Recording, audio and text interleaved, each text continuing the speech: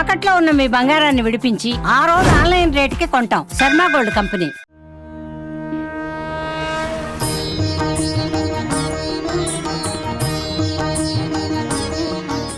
శరణాగతి మార్గం కార్యక్రమానికి అందరికీ స్వాగతం. మార్గశిర మాసం చివరి రోజున 30వ పాసురాన్ని తెలుసుకోబోతున్నాం. దాని అర్థం గురించి, అలాగే ఈ యొక్క మార్గాళి వ్రతం మీరు కూడా మన ఛానల్ని ఫాలో అవుతూ ముందర రోజే దాని గురించి తెలుసుకొని మరుసటి రోజు ఉదయం లేచి ఆ స్వామి ముందర పాసురాలన్నీ సేవించుకుంటూ ఏ రోజు పాసురం ఆ రోజు చెప్పుకుంటూ స్వామికి భక్తి శ్రద్ధలతో మీరు కూడా ఈ వ్రతాన్ని కంప్లీట్ చేశారని ఆశిస్తూ, మరి ఏమాత్రం ఆలస్యం చేయకుండా ఇవాల్టి పాసురం గురించి కూడా తెలుసుకుందాం. వైష్ణవ సాంప్రదాయ ప్రచారకురాలు పద్మజమ్మని అడిగి తెలిసి, అమ్మ చెప్పండి, మరి 30వ పాసురంలో స్వామి అనుగ్రహిస్తారు ఫర్ ష్యూర్ మాకు తెలుసు, కానీ ఏ రకంగా అనుగ్రహించారు? మనం ఇంత అడిగితే ఇంత ఇస్తాడంటారు కదా, మరి ఇవాళ గోదమ్మ మనసులో కోరిక చెప్పిన తర్వాత ఏ రకంగా ఇంకా ఎక్కువగా ఆవిడ్ని ఆశీర్వదించారో చెప్పాలి ఇప్పుడు మీరు. తన వనమాలికతో వరించిన వనిత మన గోదమ్మ అందించిన తిరుప్పావై ఈ రోజుతో ముగుస్తుంది. ఆ తిరుప్పావై వ్రతం, శ్రీవ్రతం, మార్గళి వ్రతం, అనుకరణ వ్రతం ఏదైతే ఉందో తాను ఒక గోపికగా అనుకరించి చేసినటువంటి వ్రతం. ఆ వ్రతం మనం ఆత్మ ఉన్నంత కాలం ఆచరించవలసినటువంటి విషయాలను గురించి చెప్పింది గోదమ్మ. ఈ ఒక్క శరీరంతో చేసేటువంటి ఆచరణ కాదు. అందుకనే ఇది వేద సారంగా పిలువబడుతుంది. వేదంలో చెప్పింది అదే. ఆత్మకు ఉన్న స్వరూపం ఏమిటంటే భగవంతునికి శేషపడి ఉండాలి. ఆయన స్వామి, మనం ఆయన సొత్తు, మనం అందరం ఆయనకి సేవ చేసుకోవాలి. సేవకులం. లౌకికంగా ఎవరికైనా సేవ చేసుకోవటం అనేది బానిసగా ఆ విధంగా ఒక చిన్న చూపు అనేది చూస్తారు. కానీ సర్వస్వామి అయిన పరమాత్మకి మనం శేషపడి ఉండడం, దాసత్వం కలిగి ఉండడం, ఆయనకి సేవ చేసుకోవటం అనేది మన స్వరూపం. ఇది చెప్పేదే వేదం, ఇది చెప్తుందే గోదమ్మ. ఇదే తిరుప్పావై యొక్క సారాంశం. కాబట్టి ఆ యొక్క కోరికని వెలిబుచ్చింది గోదమ్మ స్వామి దగ్గర. అమ్మకు ఫలాన్ని ఇచ్చాడు ఆ స్వామి. అమ్మకి ఏ ఫలితమైతే వచ్చిందో, ఎవరైతే 30 పాసురాలు క్రమం తప్పకుండా ప్రతిరోజు సేవిస్తారో వాళ్ళకు కూడా గోదాదేవికి లభించినటువంటి ఫలితం లభిస్తుంది అంటూ ఈ ఆఖరి పాసురంలో ఫలశ్రుతిని కృప చేస్తున్నారు. అదే ఈ పాసురం.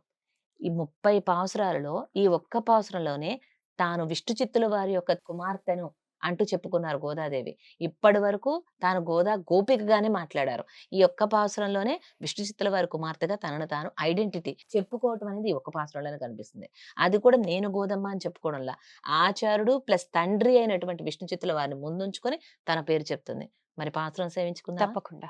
வங்க கடல் கடைந்த மாதவனை கேசவனை தெங்கள் திருமகத்த செய்யார் சென்றிரைஞ்சே அங்கப்பற கொண்ட வாத்தை அணி புதுவை பைங்கமலர் தான் தெரியல் பட்டர் பிரான் கோதை சொன்ன செங்கத்தமிழ் மாலை 30 தப்பாமே எங்க பரிசரை பார் 2 மால்வரை தோள் செம்கண் திருமகத்த செல்வ திருமாலால் எங்கும் திருவருள் பெத்து இம்புருவரெம்பாவாய்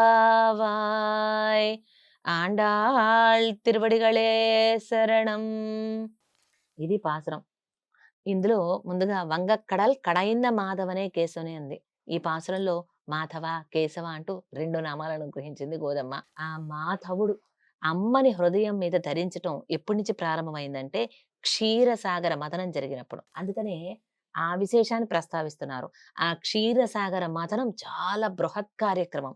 దేవతల కోసం, దానవుల కోసం, ఆ అమృత భాండం కోసం కాదు చేసింది, అమ్మని తన వక్షస్థల మీద ధరింపజేసుకోవడం కోసం అని చేశాట స్వామి. అమ్మ సాగరంలోకి వెళ్ళిపోతే తిరిగి అమ్మని ఉద్భవింపచేసి తన వక్షసీమను అలంకరింప చేసుకోవడం కోసం ఈ వంక పెట్టుకొని క్షీరసాగర మథనం చేశాడు.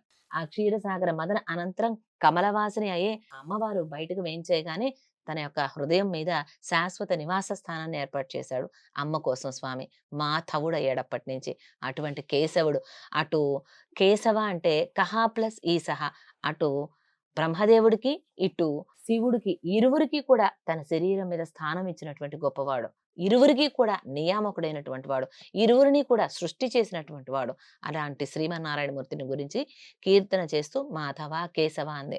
అలా ఆనాడు గోపికలందరూ కూడా వ్రతం ఏదైతే ఆచరించారో తాము చిన్నపిల్లల అయ్యుండి కూడా తెల్లవారుజామునే లేచి గోపికల వలె ఆనాడు అంటే కలియుగ ప్రారంభంలో గోదమ చేసింది. దానికన్నా ముందు గోపికలు చేశారు. ఆ గోపికలు చేసినట్లుగా మన గోదాదేవి వ్రతాన్ని ఆచరించి ఏ ఫలితమైతే పొందిందో ఆ ఫలితాన్ని 30 తప్ప ఆమె 30 పాసురాలు ఒక్కడు కూడా తక్కువ కాకుండా ప్రతిరోజు ఎవరైతే సేవిస్తారో వాళ్ళకి భగవంతుడు ఈ 2 మాల్వరై తోళ్ళు అన్నట్లుగా వస్తాడు. అంటే 2 రెళ్ళు 4 భుజాలు అవుతాయి. మీకు ఒక విశేషం తెలుసా?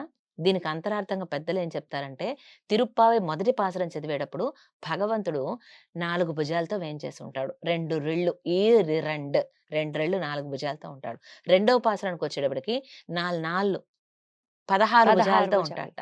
మూడవ పాసురానికి వచ్చేటప్పటికి 16 16లు 256 16 ప్లస్ 16 కాదు 16 ఇంటూ 16 256 భుజాలతో వేంచేసి ఉంటాడట. తర్వాత 4వ పాసురంకి వచ్చేటప్పటికి 256 ఇంటూ 256 లెక్క పెట్టండి, క్యాలిక్యులేటర్ చేయండి. 5వ పాసురంకి వచ్చేటప్పటికైనా క్యాలిక్యులేటర్ లెక్క పెట్టగలదేమో 6 7 8 అసలు క్యాలిక్యులేటర్ కూడా అంత చిక్కనటువంటి భుజములతోటి స్వామి ఆనందంతో వెలిగిపోతూ ఉంటాడు. భుజాలు పెరుగుతున్నాయి అంటే దాని అర్థం ఏంటో తెలుసా? సంతోషం. ఆయనకి తనకి ఇష్టమైన గోదమ్మ ఇష్టంగా పాడినటువంటి పాసురాలు ఎవరైనా అంతే భక్తితో ఇష్టంతో సేవిస్తుంటే ఈయనకి ఇంకా ఇష్టం పెరిగిపోతూ ఉంటుంది. ఒకతను కుర్చీకి అంచున కూర్చున్నట్ట ఒక సభలో తన్ని స్టేజ్ మీదకి ఆహ్వానిస్తే భయంతో అంచు కూర్చున్నాడు. పక్కన వాళ్ళు తనని పొగుడుతుంటే కొంచెం వెనక్కి వెళ్ళాడు, ఇంకొంచెం పొగిడారు, ఇంకొంచెం వెనక్కి వెళ్ళాడు, ఇంకొంచెం పొగిడారు, ఇంకాస్త వెనక్కి వెళ్ళాడు. ఇలా రొమ్మిర్చుకున్నాడు. ఆఖరికి వచ్చేటప్పటికి రొమ్మిర్చుకున్నాడు అంటే ఏమిటి? ఆనందంతో 1కి 10 అయిపోతుంది ఆయన ఛాతీ విశాలంగా. అలాగే భగవంతుడు కూడా తిరుప్పావై ఎక్కడైతే సేవిస్తారో అక్కడ మరింతగా ఆనంద హృదయాంతరంగుడై వాళ్ళని అనుగ్రహించడానికి కాను వేంచేసి ఉంటాడు.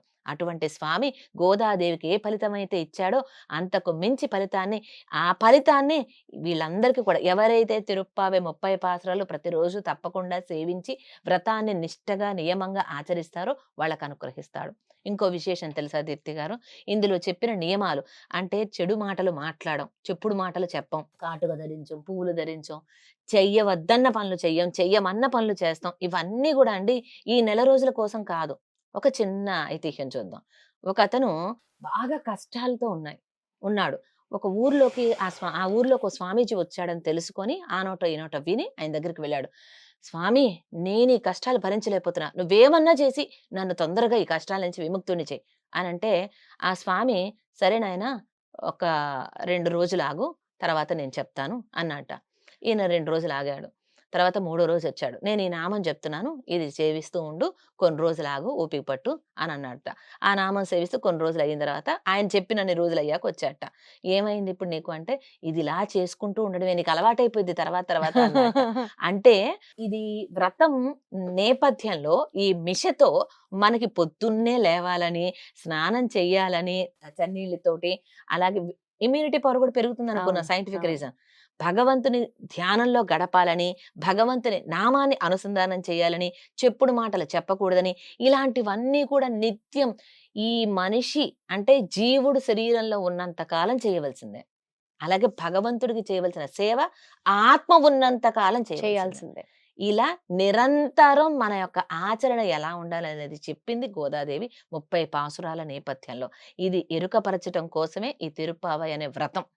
ఈ వ్రతం చెయ్యగానే ఇమ్మీడియట్ గా ఫలం లభిస్తుంది అని కాదు. ఈ వ్రతం చేస్తూ ఉండడం ద్వారా మన యొక్క ఆచరణ మారుతుంది. భగవంతుడు మెచ్చుతాడు. తప్పకుండా ఆయన ఇచ్చేటువంటి ఫలితాన్ని ఈ లోకంలో ఉండేటువంటివన్నీ ఇస్తాడు. అందుకే ఎంగుం తిరువురులు పెద్ద ఇంబురువ రెంబావా అంది. అంటే ఎంగుం ఎక్కడ ఉన్నా కూడా ఈ జీవుడు ఆనందాన్ని పొందుతాడు. ఉదాహరణకి ఈ వ్రతం చేశారనుకోండి, ఈ లోకంలో ఉన్నప్పుడు లౌకికమైనటువంటి మెటీరియలిస్టిక్ వరల్డ్ లో ఉన్నటువంటి ఫలితాలు ఏ కోరికలు అయితే మనం కోరుతామో అవన్నీ ఇస్తాడు స్వామి. తర్వాత మనం పైకి వెళ్ళిన తర్వాత అక్కడ లభించవలసినటువంటి సేవా భాగ్యం, ఆ దంపతులకు చేసుకునేటువంటి సేవా భాగ్యం, దివ్య దంపతులకు, శ్రీయప్పతులకు ఆ భాగ్యాన్ని ఇస్తాడు. ఇక్కడ అక్కడ అని లేదు, మనం ఎక్కడికి వెళ్ళినా ఆయన ఫలితాన్ని తప్పకుండా ఇస్తాడు. ఇంగుం అన్నారు. ఇంగుం అంగుం ఎంగుం, ఎక్కడైనా సరే ఎక్కడికి వెళ్ళినా కూడా మనకి ఫలితాన్ని ఇస్తాడు. అటువంటి గొప్పదైనటువంటి తిరుప్పావై వ్రతం తప్పకుండా ఆచరించడానికి ప్రయత్నం చేయండి. నేర్చుకోవటం రానటువంటి వాళ్ళు నిదానంగా నేర్చుకోండి.